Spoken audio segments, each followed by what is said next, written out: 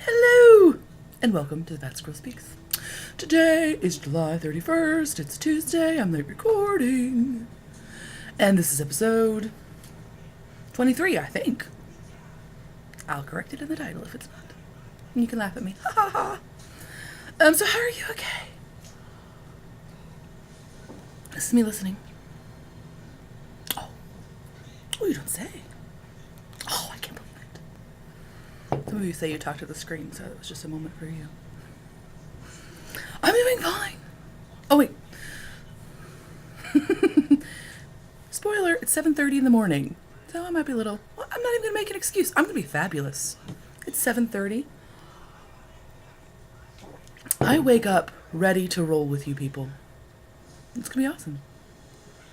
So, hello to returning viewers. Love your faces. Kiss them, as my grandma would say. Kiss you to pieces. New viewers, I hope to love you soon. Hope you'll return. I will say this, if you're a new viewer, give me a couple episodes. The trend in iTunes ratings has been, I wasn't sure about this crazy lady at first, but now I totally like her. So, excuse me, give me a few episodes. Give me a chance. Or not, I won't feel bad. It's okay. But anyway, we've had a lovely, exciting week here. My daughter is going to start their first day of kindergarten on Monday. So we're trying to get all of our summer fun in, because we haven't had 2 months to do so. But really, oh my God, I'm so scared. She starts school on Monday. It's going to be bad. It's not going to be bad. It's going to be fine.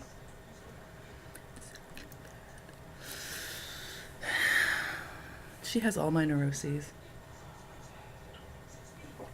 Really, if you're not comfortable with your own neuroses, you should not reproduce, because quite frankly, it's just like a living creature constantly reminding you of all the things that are wrong with your brain.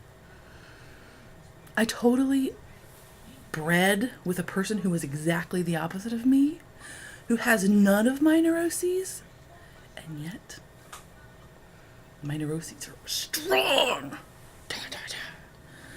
So, she's going to love it when she gets used to it. But the getting used to a part is going to be a trip. Can you tell I'm just as nervous as she is? Maybe more so, because I can understand the true scope of how wrong this could go. Plus, we live in a very urban district, and she's going to a magnet school. It's a Montessori magnet school. So it's one of those things where Montessori is one of those, like, you can call anything Montessori. It's not like there's a system of, like, there's no certification Montessori that I know of, or if there is, it's not widely used.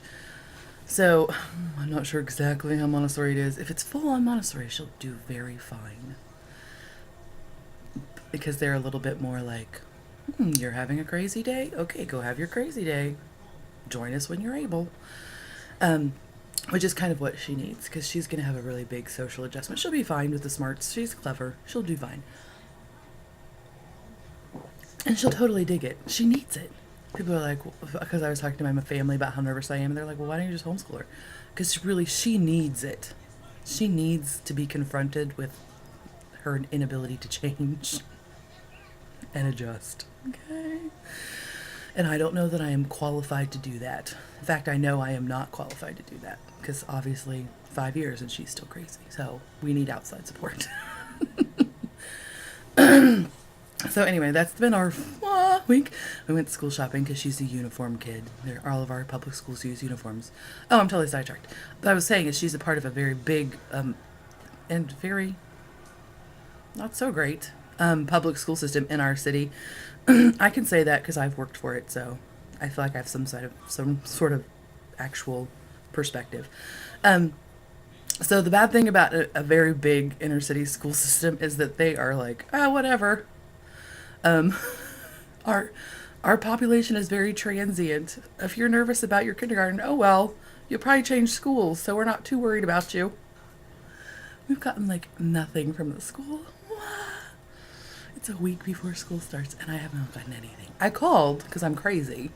And was all like, ba, ba, ba, ba, ba. Actually, we did get her school bus information. But they were like, oh, honey, don't worry.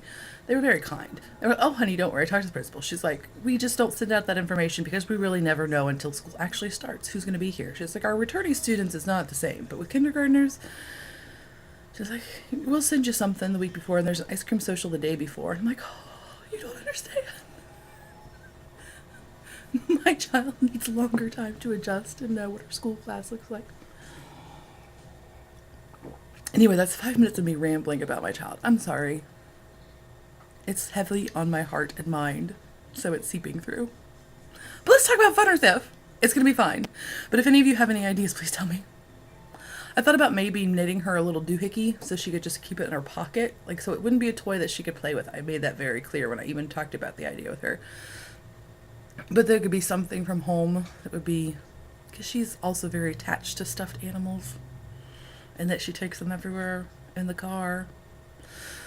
So maybe it would be something to kind of bridge the gap between this place where she's going to be for like 8 hours a day and home. And I don't know, what do you think? It's like she's never been out of the house. See, I said I wasn't going to talk about it anymore and here I go. But anyway, if any of you stellar moms have information or any of you stellar humans have information about what your parents did for you, if you're severely broken, don't tell me what your parents did. Keep it to yourself. But if you turned out into an awesome human being and your parents did something clever for you for school, tell me. But what was I going to say? So anyway, that was my thought, but I don't know. I'm so worried. Okay, I'm going to shut up. On to funner things. So we just actually got back from the apple. Well, we didn't just get back. We yesterday went to the apple orchard. Oh my gosh, I'm so excited. It's apple picking time. Now, some of you are like, dude, it's not even August, technically. How does your apple orchard have apples? Well, our orchard has several different, they have a very big orchard, and they have lots and lots of different varieties. No monocultures. And so their apples really do range from like July to November in their picking dates. So we like a very early apple. It's considered like an early Jonathan. It's called an Akane. I thought it was called an Akane because that's how it's spelled, Akane. But the very young woman at the apple orchard stand informed me that it's a Akane. Anyway, this is a very miniature version. My daughter picked this one for me. She picked a lot, but she was especially excited about this wee apple. How cute is that? Now, apples overall, if you're worried about, if you're one of the drought people, we are so in the drought. We're in the red zone of the drought. It's not rain. My husband has not mowed our grass since the 1st of June. And he's not like a lazy behind. He's like all up on it, but our grass is straw. So we've had a very bad drought this summer. And so I was very worried about the apples. Well, there's tons of apples everywhere, and and they're small. Like, they really are. We picked these Akanes last year. Now, this is a baby. We picked the Akanes last year, and they are, I would say, 1/3 to 1/2 as big. Wait, they are 1/3 to 1/2 smaller than they were last year. So the apples this year are 2/3 to 1/2 the size of last year. Did you get that fraction? It was okay. Okay. So they are definitely smaller, but there are still babillions of them. And this one, I get so excited at the orchard. I'm like a best kid ever. I'm just all like, skip it. I get so excited because there are apples everywhere. I remember when I was a kid going apple picking and having to look for the apples. I mean, look. Our apple orchard, I'm not even going to ask what they're using as fertilizer. I'm sure it's like the soul of unicorns or something, because their trees are just packed. Like, it doesn't look natural. But I'm gonna pretend it's okay. But anyway, so I get so excited because they're just, I mean, everywhere. We picked 1/2 bushel. If you don't know what that is, it's like the bag when it's empty is like this wide and like this tall. It's about 22 to 25 pounds of apples, which when we're done, my daughter's like, I said, okay, well, maybe 2 more will fit. And she was like, what? But I want to keep picking. I'm like, no, we really can't. We can't pick apples just because it's funsies. She's like, ah. And I was like, I totally get it. Because we do not need a half a bushel of these early Iconies, but hi, it's so fun to pick. So anyway, that's a great, super family fun thing. I hesitate to mention it because I'm sure a lot of you are like, dude, we know. But some of you don't know. So for those people, it's a great family outing. A half a bushel of apples at our orchard, which is awesome, is only $15. So like you get at least an hour of fun and 22 pounds of apples for $15. Who could want more? I couldn't. Unless they had a used shear at the same place where you could just go and take the fleece off of a wonderful animal while you were there. Oh my God, how awesome would that be? Not really, because they wouldn't let me shear those animals because that would be dangerous, but it'd be so exciting. Anyway, ideas. I just threw my pencil. What am I gonna fidget with? But anyway, so that was so much fun. I love it. If you're an Indiana person, that's Anderson Orchard in Mooresville. There's also one in Pleasant View, which is technically closer to us, but their U-pick is not nearly as cool. Okay. They have many fewer trees. So yes, yay, local. It's orchardy time, people. And speaking of local, oh my gosh. Oh, I was going to save this to the end. Okay, I will. Okay. On to the knitting. Oh wait, thank yous first. First of all, let me thank you, Maureen, for donating your real, actual, hard-earned money to this podcast. It is so much appreciated. Thank you. Ding. Also, thank you. Look at that. Christine. She gifted me The Tendered by Jared Flood. We just discuss. Okay. Crazy moment. Crazy lady moment. What is it when, I don't know, what would you say? 90% of knitters are female? Would you say that maybe? Yet 2 of the biggest names in knitting pattern making are men. What is that? I gotta start writing some patterns. Some really good ones. Anyway, Brooklyn Tweed, Jared Flood. Actually, I don't know that this was by him. What says by Jared Flood? I'm assuming it's by his design team. But anyway, this is the Tender. It's a raglan worsted weight sweater. And it's beautiful. You can't really see. The sleeve is a reverse stockinette. The body is like a waffly pattern. It's below the hip. Love it. Now, some of you are like, dude, I thought you said you should not knit yourself some worsted weight sweaters. And I'm all like, yes, I did say that. However, this pattern is beautiful, and I think I'm going to use it as an excuse to knit these sweaters for my grandparents for Christmas. Now, I cannot afford to buy the yarn for them. So I have gone into cahoots with my mom and her husband, and perhaps they will purchase the yarn, and I will provide the labor. And so that we can give those, because wouldn't they be cute? My mom and papa are so cute. No. So we could make them like the same sweater but different. Like the men's, I would say I could make this sweater, it's very unisex, except the length. It's a little long for a men's sweater. So for his, I could just shorten it up and it would be perfect.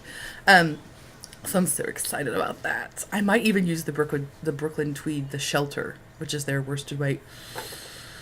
It's kind of expensive. I'm sure it's very much worth it, but whoosh. But they are normal sized humans, so that requires much less yarn. It's still very expensive. But that's an American wool, and it is processed by the Harrisville, I don't know what they're called. They're Harrisville Designs? Harrisville, no, it's not right. But anyway, the Harrisville Wool Mill processes Brooklyn Tweed yarns, and it's all American wool, and it's woolen spun, which is another reason I thought it'd be great for my grandparents, because my little lovely Memo has a very severe rheumatoid arthritis and has had it for years and years and years. And she's always cold, but the weight of lots of bulky clothes can make her arthritis worse. So hopefully it will be a little bit lighter than a worsted spun sweater. a little airier, so warmer but with less weight. So the alternatives for that, I'm thinking either I will go with the Brooklyn Tweed Shelter, or the Harrisville Designs. I think there's Highland is their worsted weight, I believe, and or the Beaver Slide Dry Goods. So I hope that works out. So thank you very much, Christine, who's also C. Kirkman. My grandparents also will thank you around Christmas time, probably.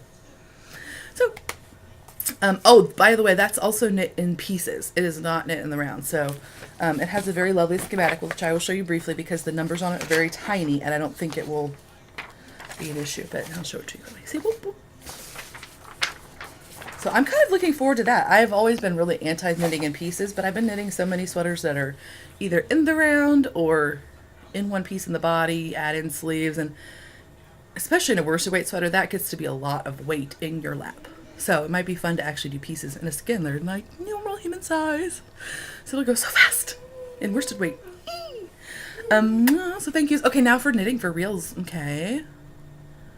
I totally have finished objects. Shut up. It's right.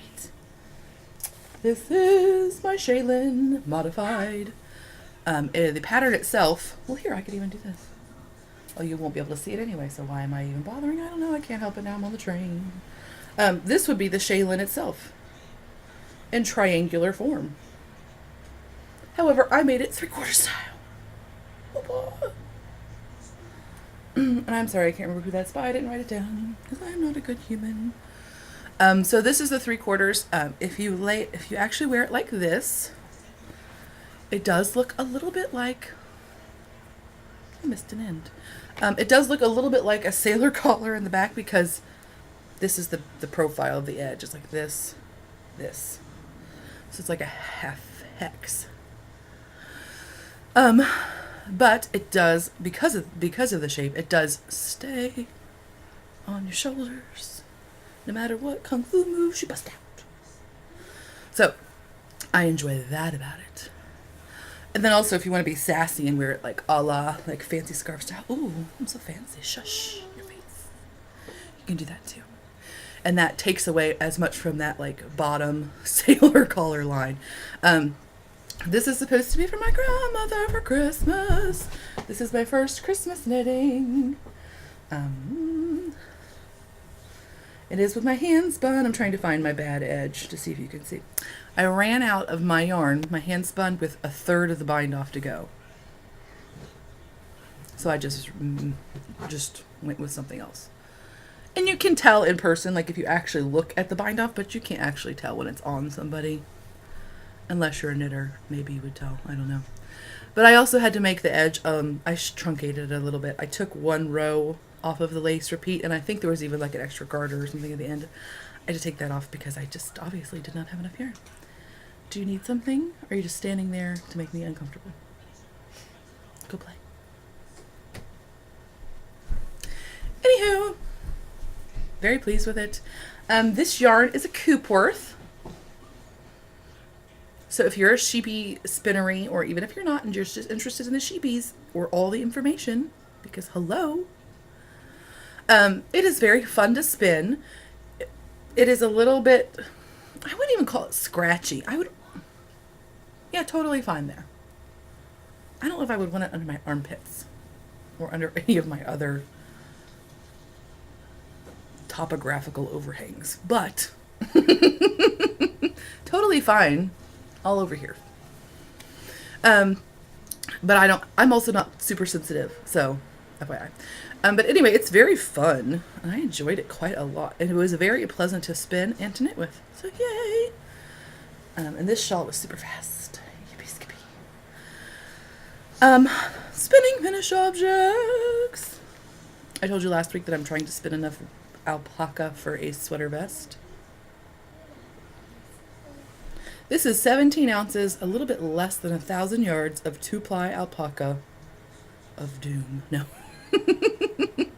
It's really not. I'm so bored of spinning it. Like, don't get me wrong.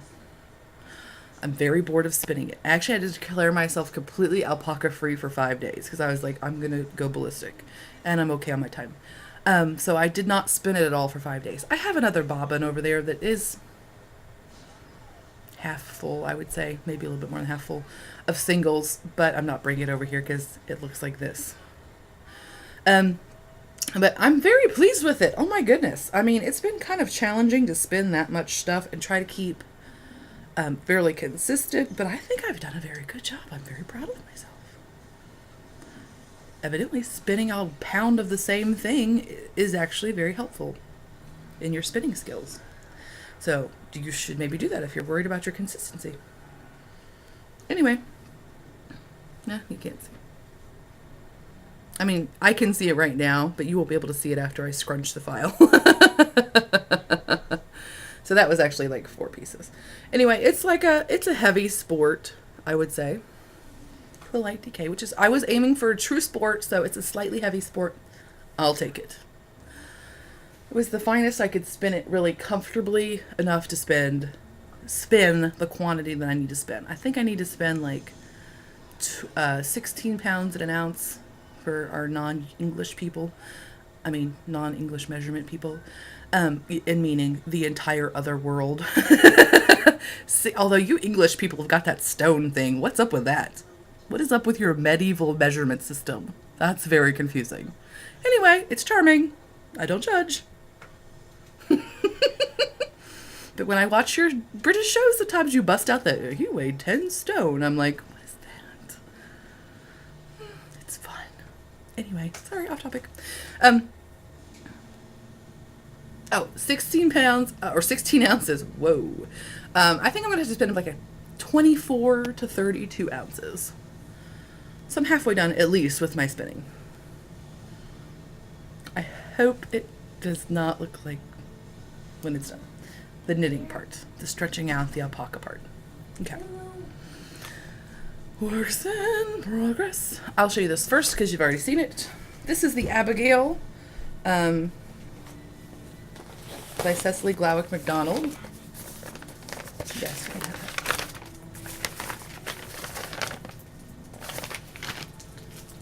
And I am knitting this with Quince & Company's Sparrow, which is an organic linen.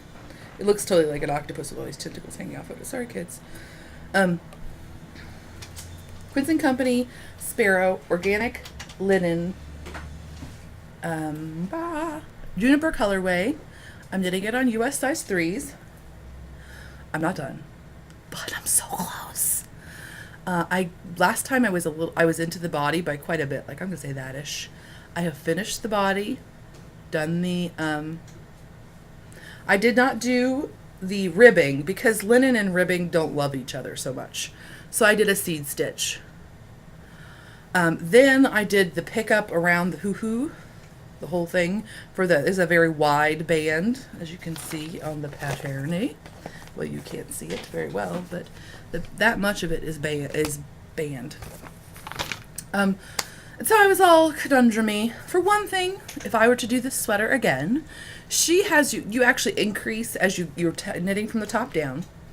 You increase on the edge because it has a little bit of a triangular hem. I guess that's not right.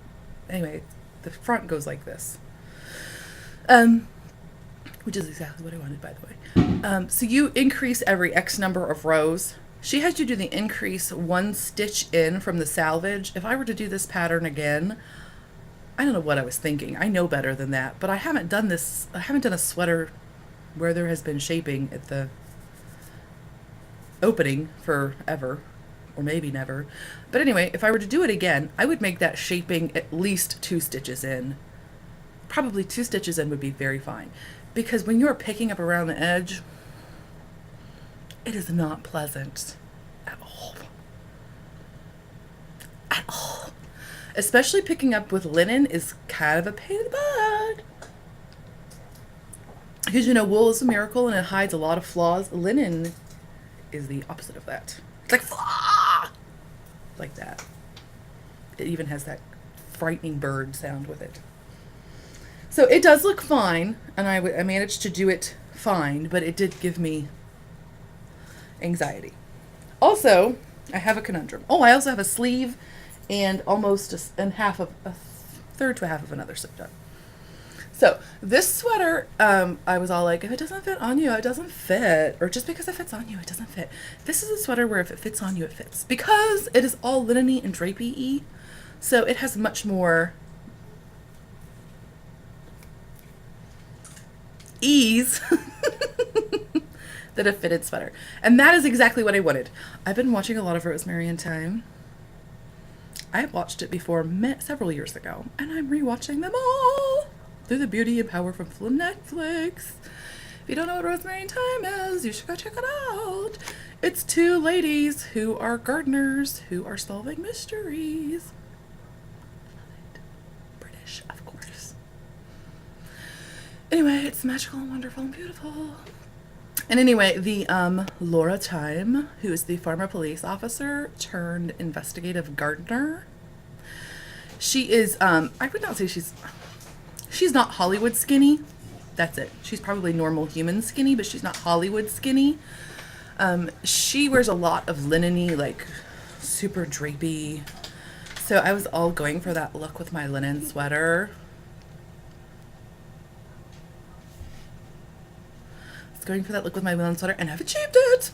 So it is, I will show you, can't see the sleeve again, it hasn't blocked, but you can see the sleeve is super gigantor.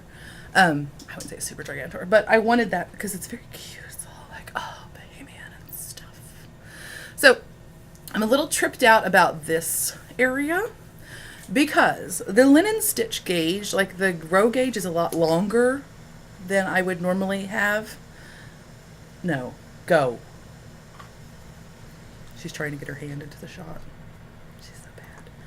Anyway, so the row gauge seems a lot, like the stitch itself seems much more elongated than a traditional stitch made with wool, which makes sense. It's slippery versus the wool that was supposed to love each other.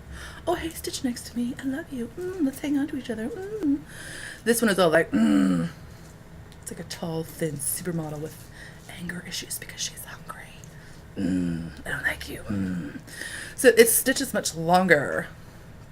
So it's traditionally, this pattern suggests that you pick up 4 to 5, which I don't. Again, that's not giving anything away. For the band, I was crazy. It was just like I'm picking up 5 to 5, 100%. So that was risky. But I have done that in a wool sweater before, and it actually made the sweater do what I want this sweater to do. The gauge of the band, or not the gauge, but the band, because it was denser in stitching, actually made the bottom flare out into the exact same shape of this sweater. So I kind of thought like maybe if I did a 1-to-1, it would just highlight the shape, which it, I think did. It's fine everywhere except like right here. It's a little warbly. So I'm trying to decide now. I'm probably just going to go ahead and wash it, block it, see what happens.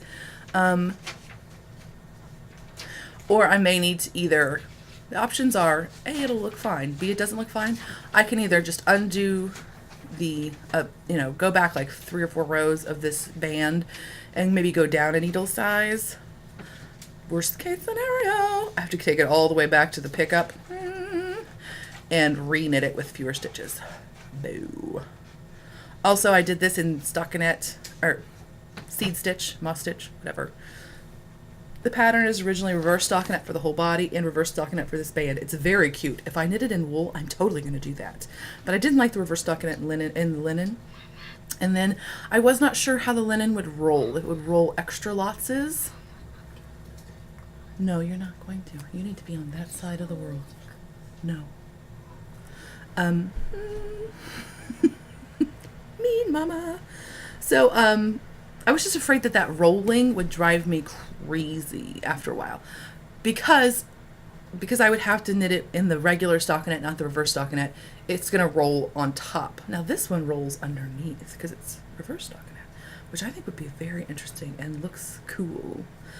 But I'm not doing it right now. So anyway, was that coherent at all? I feel like I just babbled. But hi, welcome to the show. Anywho. So I will totally be done with it next week. You will see it. Because I'm totally going to wear it to my kids' ice cream social.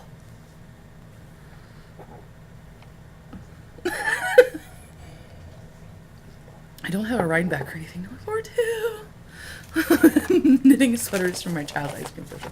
That was not really why I knit the sweater, but now that I'm almost done and that's happening, I'm like, ooh, I could look all casual and not uptight at all in my very free-flowing, awesome sweater of hippie goodness. I'll fool them all for 5 seconds. So the next thing I have to knit, show you, works in progress, number 2. This is by Laura Linneman. This is the My Hope. This is a pattern that she did for the lovely Lynn Zimmerman. I think it's Lynn Zimmerman. I would call her Lynn Zim, I guess. But anyway, she is doing a fundraiser for the Make-A-Wish. Okay, I know a lot of you are like, dude, we have already heard this. But some of you don't. I've gotten information from quite a few of you that you do not watch other video podcasts, that you're mostly an audio person, and you just somehow fell into this rabbit hole. So I will go over it very briefly. She does a yearly fundraiser for Make-A-Wish. This year, her goal is to raise $10,000. She's totally already made it. Which is so exciting. They're just so awesome. Anyway, take that, woodworkers. Anyway, so she's already raised her $10,000, but keep going because now there are extra prizes if you donate more. Okay. So if you are interested in buying this pattern at all forever in the future, go ahead and just buy it now. For a $5 donation to her cause, you will get the coupon code for the pattern, so you can actually keep it in your Ravelry library. Please give her like 24 to 48 hours to get you this coupon codes because it's being done by a human, not a machine. It doesn't automatically generate. If you are curious about how to donate to her cause or to the cause, it's Make-A-Wish, people. It's for sick kids. Hi, nobody can be against that. Go to the pattern page for My Hope in Ravelry. And Laura Linneman has very lovely and made it very easy for you. She has made a link to the donation page for Lynn Zim's cause. And you can see there are actually extra raffle-y things that are happening for different amounts you might donate. But $5 gets you the pattern, $10 gets you the pattern and some raffle tickets for handspun. And then it just keeps going. It spirals out of control. So if you were thinking about, you might not knit it now, but you might knit it in 6 months. So just get it now. You can also purchase the pattern through Ravelry, but then Ravelry takes a cut and PayPal takes a cut, and then when Laura gets the money, she'll send it on to Lynn Zim, but then PayPal's going to double dip. She'll have to send it via PayPal, so PayPal will take a cut again. So, FYI. Don't give PayPal 77% of your money for no reason. Just go right to Lynn Zim. Give Ravelry all of your money that you have to spare, because they're awesome. So anyway, this is Interlacements Irish Jig. It looks crazy because it is. This is a 600 yard 8-ounce skein. It is 40% flax, 31% cotton, 29% rayon with metallic thread. This is the colorway Canyonlands Plus.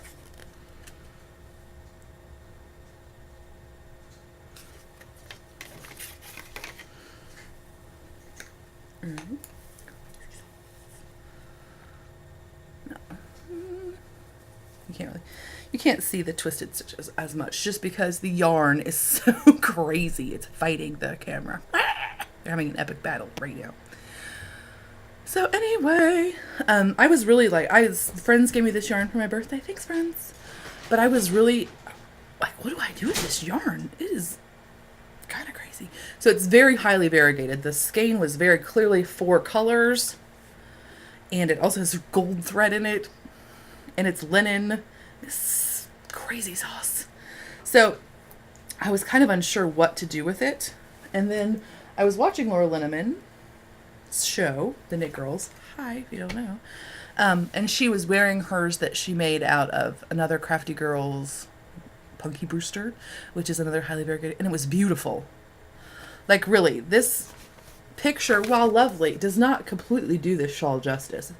If I would just seen this, I'd have been like, oh, okay. Because I would be honest, I do not like doing these twisted stitches. I've done them before. Not a fan. But on, this is gorgeous. I mean, it's very pretty here, but it's like a whole different beast when she's wearing it. I mean, maybe that's because she's shining and beautiful and it radiates through. I don't know. But it still works. So she got me. So yes, and it's of course a very lovely garter stitch happening of joy. Except for those twisted stitches, which are not very happy. I'm going to go over though, because she has a group. Her Lala Knits is doing a knit along, so I'm going to go over there. There may be helpful hints for making that an easier process. Okay, that's all. I'm going to talk for a few minutes. Oh my gosh, 35 minutes. Shut my face. I'm going to talk for a few minutes about the low cal. Thank you, Stockinette Zombies. Clearly I should have thought that on my own, but I didn't. Anyway, so if you're not interested in that, I'll see you later. If you are interested in that, you're my favorites. Don't tell the other ones. Oh my gosh, there's been so much good information on the board. Shut your faces, you're awesome. You're all doing research and ninja-fying your yarn happenings. I am so excited to see it. Clearly, Interweave Knits knows we're awesome because this, in the new episode, in the new edition that I just got yesterday, Short in the USA highlights American wools milled in America. One that I thought I would mention, I mean, there are 8 listed, and you can see all of them in that little thing. You should, of course, go look at this. But one of them that I thought I would mention is because it's by Taki, which is not an American company. They do most of their milling, I think it said in Italy. But they have one specific yarn. It's called Taki Yarns Cora, C-O-R-A.